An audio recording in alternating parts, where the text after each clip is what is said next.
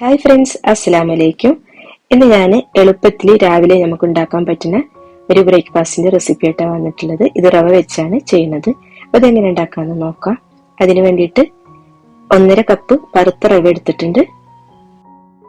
ഈ ഒരു റെസിപ്പിയിൽ റവയുടെ കൂടെ ഞാൻ വേറെ ഒന്നും ചേർക്കണില്ല. നമ്മൾ അരിപ്പൊടിയിട്ട് ചെയ്യും നീർദോശ, അതുപോലെ തന്നെ ഗോതമ്പ് പൊടിയിട്ടും ചെയ്യും. അതേപോലത്തെ ഒരു റെസിപ്പി തന്നെയാണ് ഇത് റവയാണെന്ന് മാത്രമേ ഉള്ളൂ. അപ്പൊ നമുക്ക് ഇതിലേക്ക് കുറച്ച് വെള്ളം ഒഴിച്ചിട്ടൊന്ന് കുതിർന്നു വരാൻ വേണ്ടി വെക്കണം. 2 കപ്പ് വെള്ളം ഒഴിച്ചു കൊടുക്കുന്നുണ്ട്. എന്നിട്ട് ഇതൊരു 10 മിനിറ്റോളം ഒന്ന് മാറ്റി വെക്കുക. അപ്പോഴേക്കും റവ ഒക്കെ നന്നായിട്ട് കുതിർന്നു വന്നിട്ടുണ്ടാവും. ഇത് നന്നായിട്ട് തവി വെച്ചിട്ട് മിക്സ് ചെയ്തതിന് ശേഷം വേണം നമുക്കിത് റെസ്റ്റ് ചെയ്യാൻ വേണ്ടിയിട്ട് മാറ്റി വെക്കാൻ.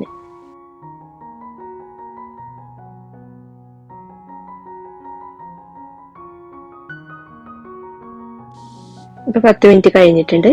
നമ്മുടെ റവ ഒക്കെ നന്നായിട്ട് കുതിർന്നു വന്നിട്ടുണ്ട്. ഇനി ഇതൊന്ന് നന്നായിട്ട് അരച്ചെടുക്കണം. ജാറിലേക്ക് ഇട്ട് കൊടുക്കുക. അപ്പൊ ഒറ്റ പ്രാവശ്യം ഇട്ടിട്ട് നമുക്ക് അരച്ചെടുക്കാം.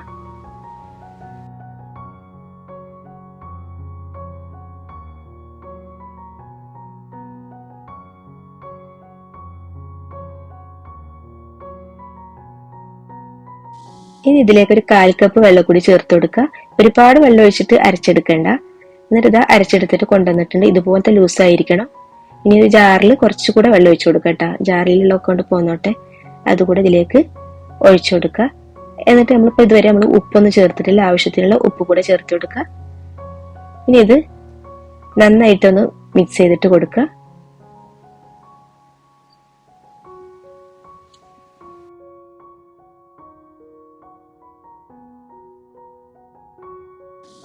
പാന് ചൂടാക്കാൻ വെച്ചിട്ടുണ്ടായിരുന്നു. അപ്പോൾ മീഡിയം ഫ്ലെയിമിലേക്ക് ആക്കിയിട്ട് സാധാരണ നമ്മൾ ദോശയൊക്കെ ചുട്ടെടുക്കുമല്ലോ, അതുപോലെ ഒന്ന് ചുറ്റിച്ചു കൊടുക്കുക.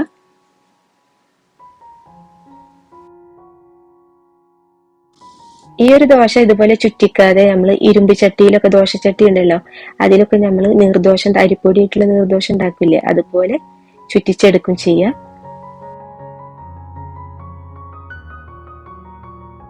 ദോശ ഒരു ഭാഗം ആയിട്ടുണ്ട്. അപ്പൊ നമുക്ക് ഗീ ഒന്ന് തേച്ചു കൊടുക്കുക. അപ്പൊ ഇതിലേക്ക് ഗീ തന്നെ തേച്ചു കൊടുക്കണം. നല്ലോണം തേച്ചു കൊടുക്കും വേണം.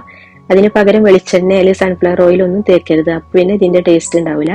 പിന്നെ ഇത് ചൂടോടെ തന്നെ കഴിക്കണം കേട്ടോ. തണുത്ത് കഴിഞ്ഞാൽ പിന്നെ ആ ഒരു ടേസ്റ്റ് ഒന്നും കിട്ടൂല. അപ്പൊ ഒരു സൈഡ് ഒന്ന് മറിച്ചിട്ടുണ്ട്. ഇനി ഇതാ നമ്മുടെ ദോശ ഇവിടെ റെഡി ആയിട്ടുണ്ട്. നമുക്ക് ഇഷ്ടമുള്ള പോലെ ഫോൾഡ് ചെയ്തിട്ട് എടുക്കുക. ഇത് രാവിലെ പെട്ടെന്ന് ചെയ്യാൻ പറ്റുന്ന ഒരു ദോശയും കൂടിയാണ്. ചില സമയങ്ങളിൽ നമുക്ക് അരിപ്പൊടി ഉണ്ടാവില്ല, അല്ലെങ്കിൽ ഗോതമ്പ് പൊടി ഉണ്ടാവില്ല. അങ്ങനെയൊക്കെ വരുന്ന ടൈമിൽ നമുക്കിത് പെട്ടെന്ന് എടുത്തിട്ട് ഉണ്ടാക്കാൻ പറ്റും. പിന്നെ പച്ചരിയൊക്കെ ആണെങ്കിൽ നമ്മൾ വെള്ളത്തിൽ ഇട്ടിട്ട് കുതിർന്നു വന്നിട്ടൊക്കെ വേണ്ട അരച്ചെടുക്കാൻ. ഇതാവുമ്പോൾ അത്ര തന്നെ സമയം ആവശ്യമില്ലല്ലോ. ഒരു 10 മിനിറ്റ് ഉണ്ടായാലും നമുക്ക് ഇതായിട്ട് ദോശ ഉണ്ടാക്കിയിട്ട് എടുക്കാം. അപ്പൊ ഇതുപോലെ തന്നെ ബാക്കിയുള്ള ദോശയൊക്കെ ചുട്ടെടുക്കുക. ഒരു സൈഡായാൽ മറിച്ചിടുക. വളരെ കുറഞ്ഞ ടൈം കൊണ്ട് നമുക്കിത് ഉണ്ടാക്കിയിട്ട് എടുക്കാം. ഈ ഒരു അളവിൽ 1.5 കപ്പില് 3 ആൾക്ക് കഴിക്കാനുള്ള ദോശ ഉണ്ടാക്കിയിട്ട് എടുക്കുക. പിന്നെ ഇതിന്റെ കൂടെ നല്ല ഒരു ചട്നിയോ അല്ലെങ്കിൽ ഇറച്ചിക്കറി ഉണ്ടായാലും കുഴപ്പമില്ല. ചിക്കൻ കറി അല്ലെങ്കിൽ മട്ടൻ, ബീഫ് അങ്ങനെ എന്തെങ്കിലും ആണെങ്കിലും നല്ല ടേസ്റ്റ് ആണ്. പക്ഷെ രാവിലെ നമുക്ക് എളുപ്പത്തിൽ എല്ലാ ചട്നി പോലത്തെ ഒക്കെ ഉണ്ടാക്കാൻ പറ്റുള്ളൂ. ഞാനിവിടെ ഓണിയൻ ചട്നിയാണ് ഉണ്ടാക്കിയിട്ടുള്ളത് ഇതിന്റെ കൂടെ. ഇതുപോലെ ബാക്കിയുള്ള ദോശ എല്ലാം ചുട്ടെടുക്കുക.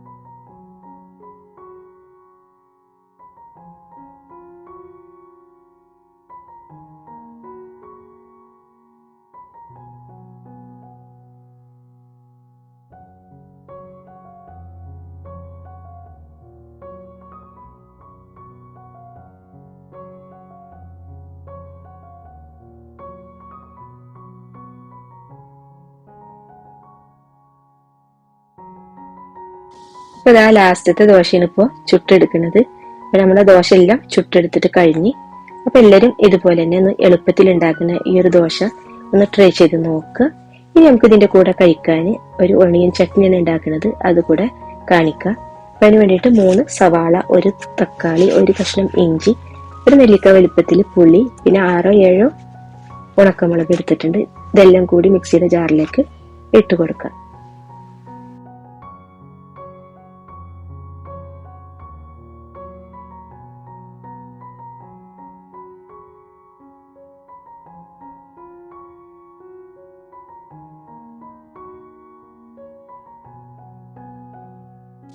ആവശ്യത്തിനുള്ള ഉപ്പ് കൂടെ ചേർത്ത് വെള്ളം ചേർക്കാതെ അരച്ചെടുക്കുക. ചീനച്ചട്ടി ചൂടായി വന്നപ്പോൾ വെളിച്ചെണ്ണ ഒഴിച്ച് കടുക് ഇട്ട് കൊടുത്തിട്ടുണ്ട്. പൊട്ടി വന്നാൽ അതിലേക്ക് ഉഴുന്ന് ചേർത്ത് കൊടുക്കുക. ഇനി ഇതൊന്ന് മൂത്ത് വന്നതിന് ശേഷം ഇതിലേക്ക് ഉണക്കമുളക് ചേർത്ത് കൊടുക്കുക. ഉണക്കമുളക് ചേർത്ത് അരച്ചതാണെങ്കിലും ഒരു ഫ്ലേവറിന് വേണ്ടിയിട്ട് ഒരെണ്ണം ചേർത്ത് കൊടുക്കുക. കുറച്ച് വേപ്പില കൂടി ചേർത്ത് കൊടുത്തിട്ടുണ്ട്. ഇനി നമുക്ക് അരച്ചെടുത്തിട്ടുള്ളത് ഇതിലേക്ക് ഒഴിച്ചു കൊടുക്കുക. കുറച്ച് വെള്ളം കൂടി ചേർത്തിട്ട് ആ ജാറിലേക്ക് തന്നെ അതുകൂടെ ഒഴിച്ചു കൊടുക്കുക. ഇതിൽ സവാളയും തക്കാളിയും ഒന്നും നമ്മൾ പച്ചക്ക് അരച്ചെടുത്താണല്ലോ, അപ്പൊ കുറച്ച് നേരം ഒന്ന് ചൂടാക്കിയിട്ടെടുക്കുക. അങ്ങനെ നമ്മുടെ ചട്നി ഇവിടെ റെഡി ആയിട്ടുണ്ട്. അപ്പൊ എല്ലാവരും ഒന്ന് ട്രൈ ചെയ്ത് നോക്കുക. ഇൻഷാ അല്ലാഹ് ഇനി നെക്സ്റ്റ് വീഡിയോയിൽ കാണാം.